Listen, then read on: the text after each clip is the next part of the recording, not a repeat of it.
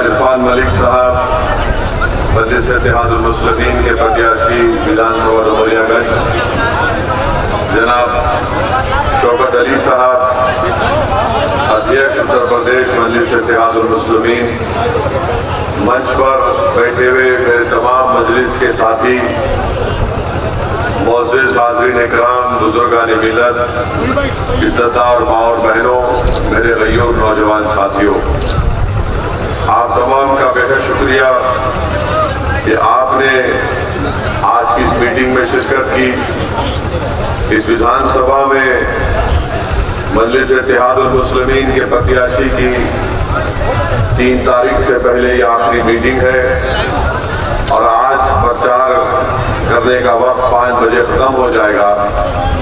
मैं आपसे ये इल्तिजा और गुजारिश करने आया हूँ कि आप अपना एक वोट मतदान के दिन जनाब इरफान साहब के हक में इस्तेमाल करिए, पतंग के निशान पर बटन दबाइए। और मेरी ये खुशकिस्मती है कि एक तारीखी बियारा गांव को मुझे आने का मौका मिला। ये 2 मुजाहिदीन आज़ादी की सरजमीन हज़रत क़ाज़ी अदील अब्बासी और क़ाज़ी जलील अब्बासी की सरजमीन है। ये मेरी खुशकिस्मती है कि मैं आपके दरमियान में आ सका। ये आज़ादी के बाद आपने मदरसों के जरिए तालीम को फ़रोग़ दिया और अभी उनको बताया गया कि हर घर से मुट्ठी भर अनाज लेने का सिलसिला शुरू करके इन मदरसों में बच्चों को इल्म के ज़ेवर से आरास्ता किया गया। और मरहूम क़ाज़ी अब्बासी जलील अब्बासी साहब मंत्री भी थे, सांसद भी थे। आज तक भी उनके नाम से कोई चीज़ नहीं रखी गई है।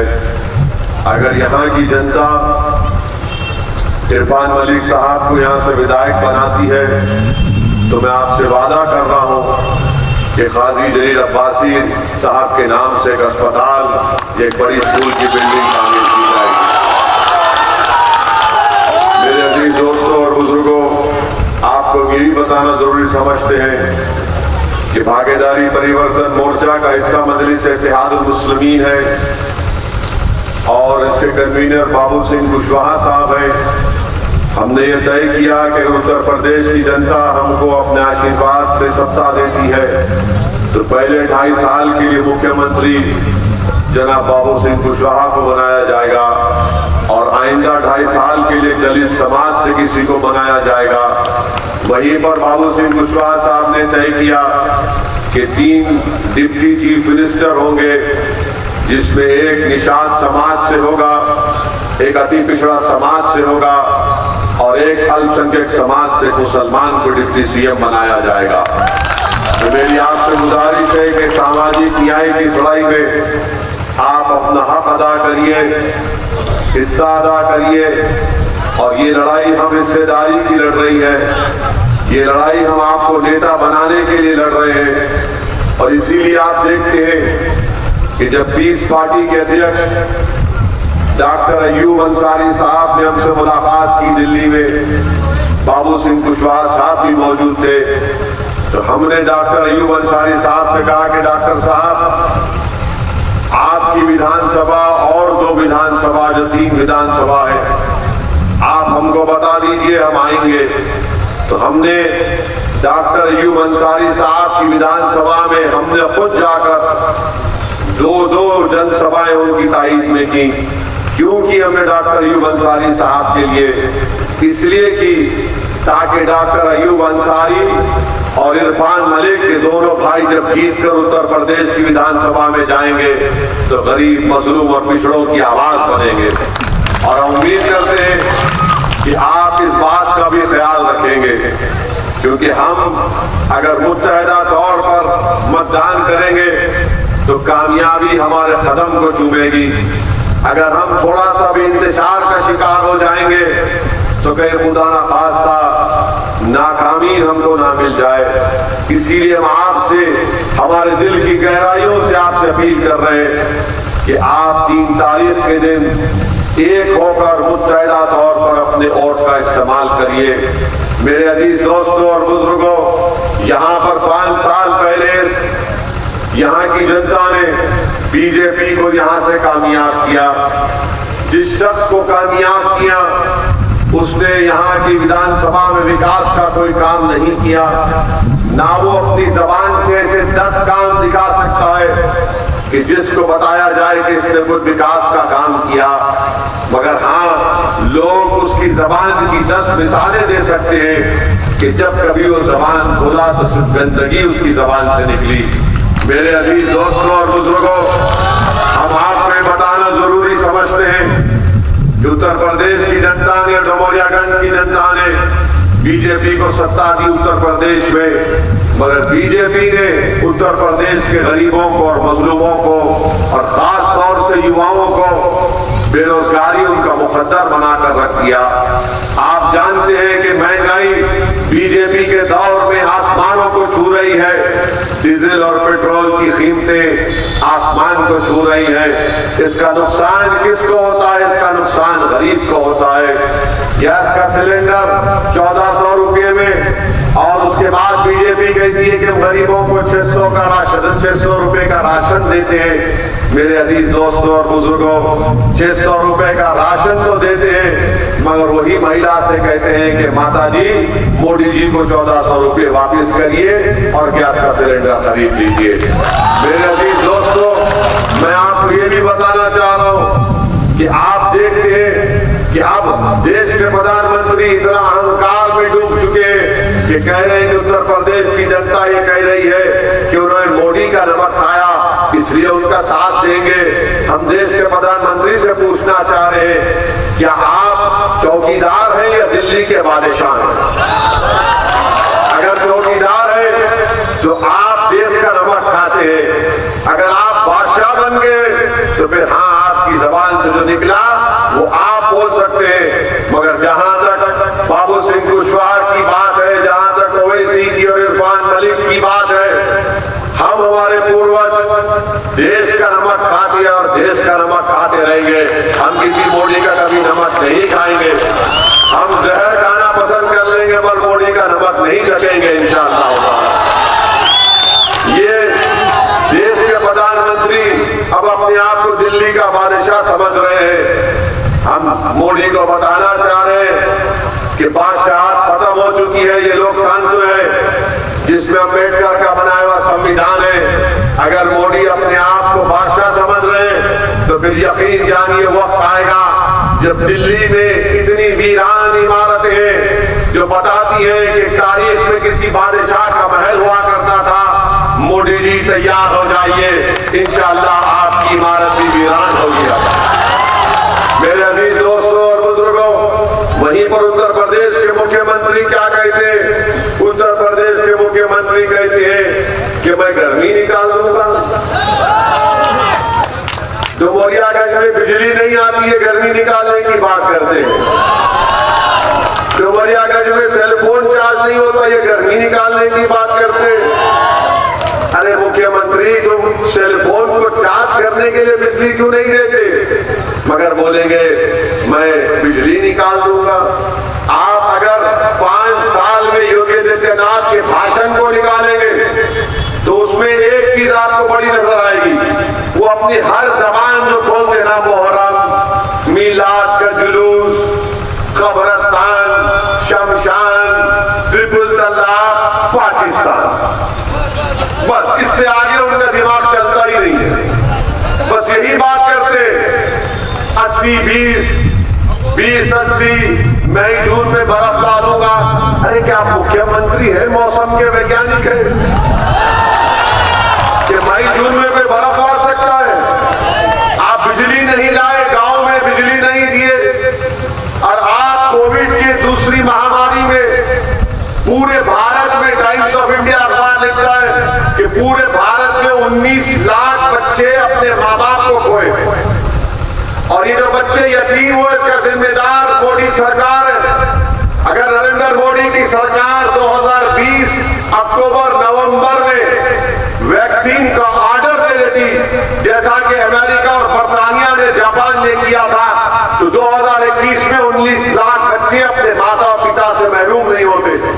आप सोचिए थोड़ी देर के लिए और वो जो बच्चे महरूम हुए उत्तर प्रदेश में भी है, जो यतीम हो चुके, हम उनके दादा दादी से, नाना नानी से, उनके रिश्तेदारों से पूछना चाह रहे हैं कि क्या ओवैसी सच नहीं कह रहा है कि अगर उनको वैक्सीन मिल जाती तो उनकी माँ और उनका पिता नहीं मरता। मगर आज मोदी सरकार की गलतियों की वजह से देश के 19 लाख बच्चे यतीम हो चुके हैं। वहीं पर उत्तर प्रदेश में हमने देखा कि गंगा के पानी के ऊपर लाशें गिर रही थी, ऑक्सीजन नहीं मिल रहा था, दवाएं नहीं मिल रही थी, मगर इसके बावजूद भी जो मोदी का भक्त है वो बोलेगा नहीं वो वैसी है ना इसलिए मोदी को वोट देंगे। आप बताइए ये क्या इनको ये बर्बादी नजर नहीं आ रही है?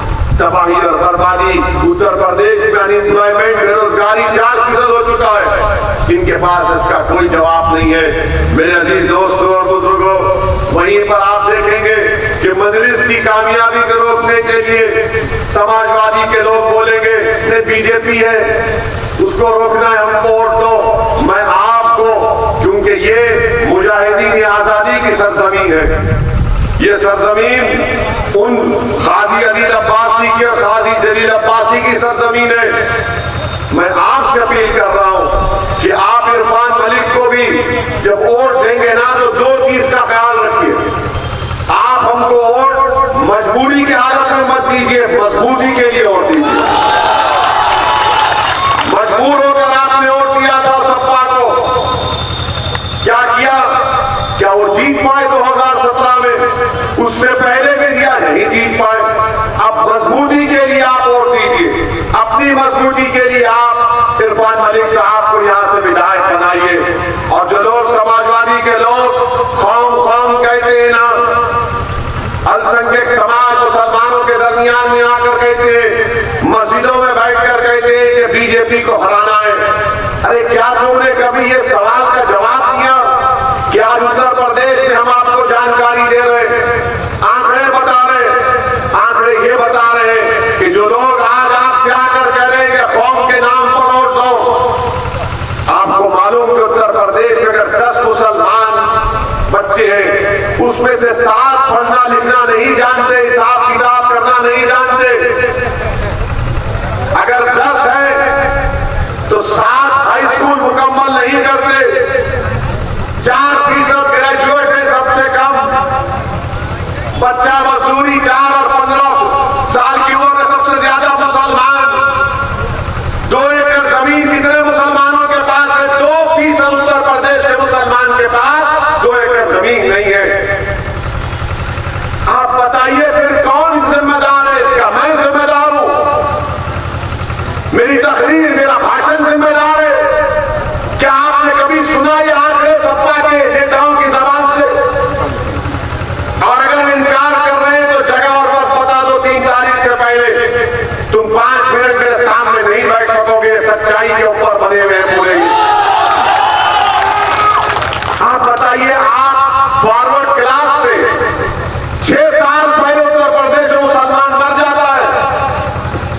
कितने डुमरियागंज में बैंक खोले गए बताओ, कितने एटीएम की मशीनें खोली गई, कितना गरीबों को लोन दिया गया।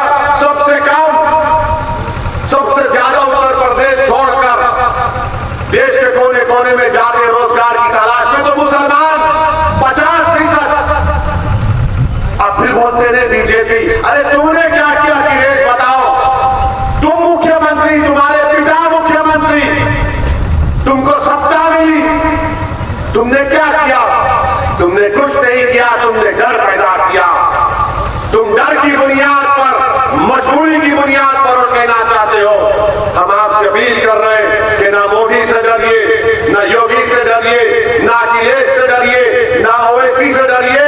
डरना अगर है तो जमीन आसमान के खालिक से डरकर अपनी मजबूती के लिए इरफान मलिक को वोट दीजिए। आज आपको यही बताने आए हैं कि मुत्तहदा अपने वोट का इस्तेमाल करिए। समाजवादी पार्टी के जो नेता हैं अखिलेश यादव, हमारे सवाल का जवाब दो। क्या तुमने उठकर 2019 जुलाई में अमित शाह के लाए हुए कानून का तुमने तारीफ नहीं की, समर्थन नहीं किया? तुमने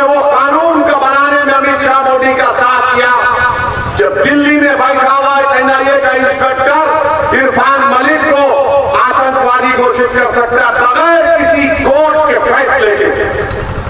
ये अखिलेश तारीफ किया अमित शाह की, और सपा वाले बीजेपी का डर दिखाते हमारी बर्बादी का कानून बनाने में तुम मोदी अमित शाह का साथ देते हो और ओवैसी का डर दिखाते हो। हमारे नौजवान दिल्ली के तिहाड़ जेल में, महाराष्ट्र के जेल में, उत्तर प्रदेश के जेल में इस यूएपीए के कानून में इनकी जवानी सड़ रही है। क्यों सड़ रही है? क्योंकि कांग्रेस ने और सपा ने मोदी अमित शाह को इस कानून बनाने में तारीफ की। जाकर देख लो, रिकॉर्ड है, यूट्यूब पे हमारी तकरीर है।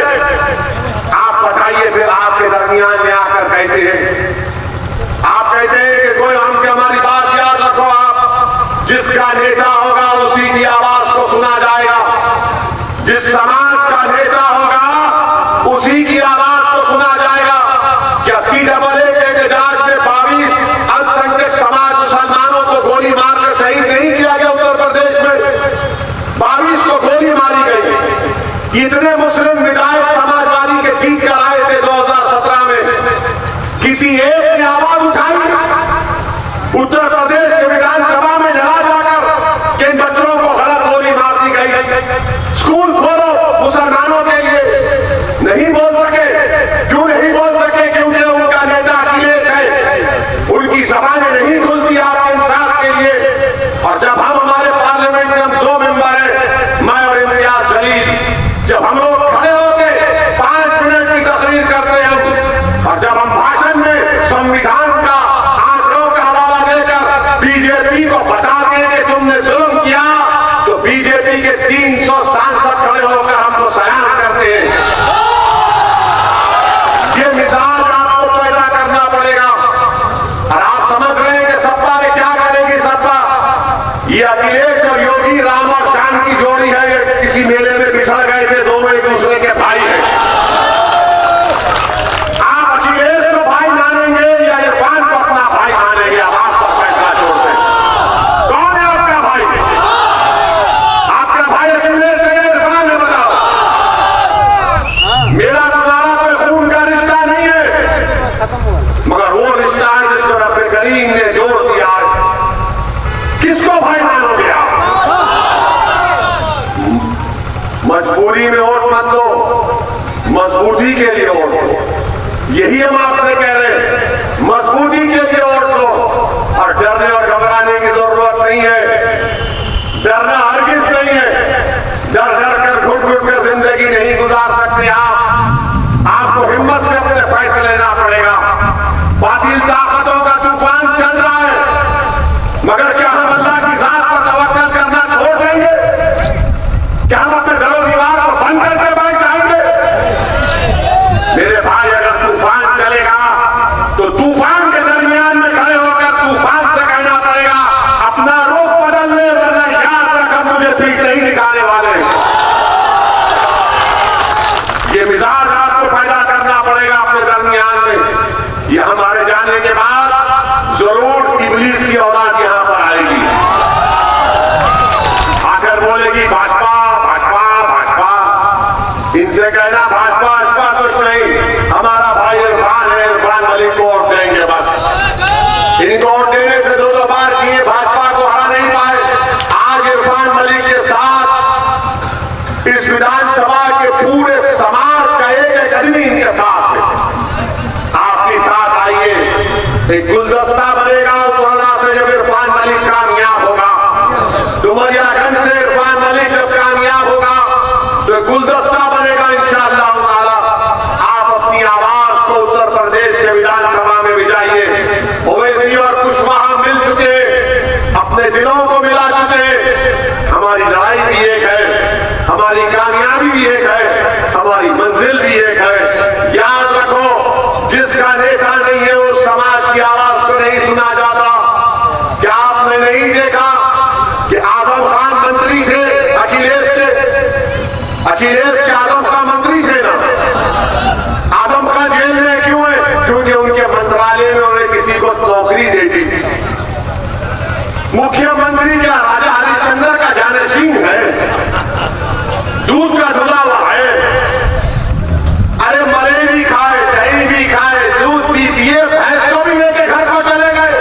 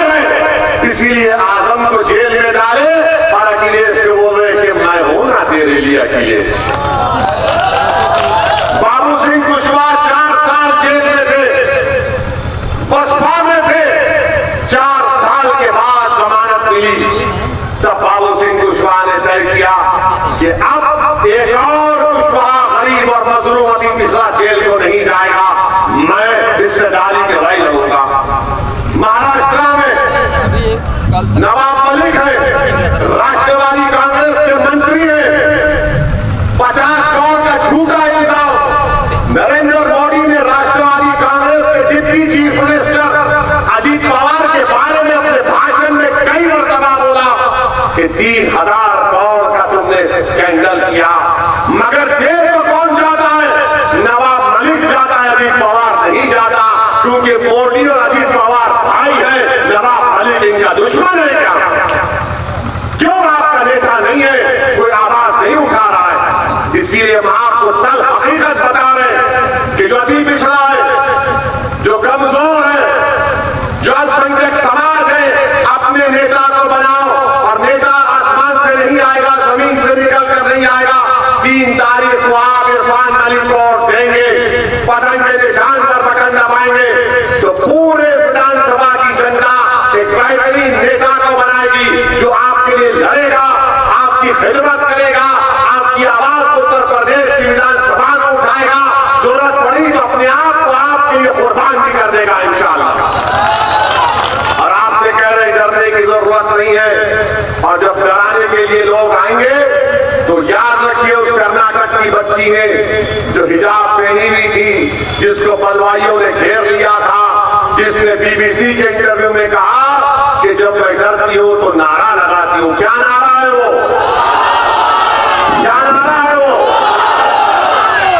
आवाज दम से निकालो। ये मुजाहिदीन आजादी की सरजमीन है। प्यारे झूम कर बोलो, मस्त होकर बोलो, टनाटन होकर बोलो। अब डरेगा शैतान, अब बोलेगा नहीं, यहां पर तो ये जिक्र चल रहा है। तो आपसे उम्मीद करते हैं कि 3 तारीख के दिन आप पूरे हमसे वादा कर रहे हैं कि इरफान साहब को वोट देंगे।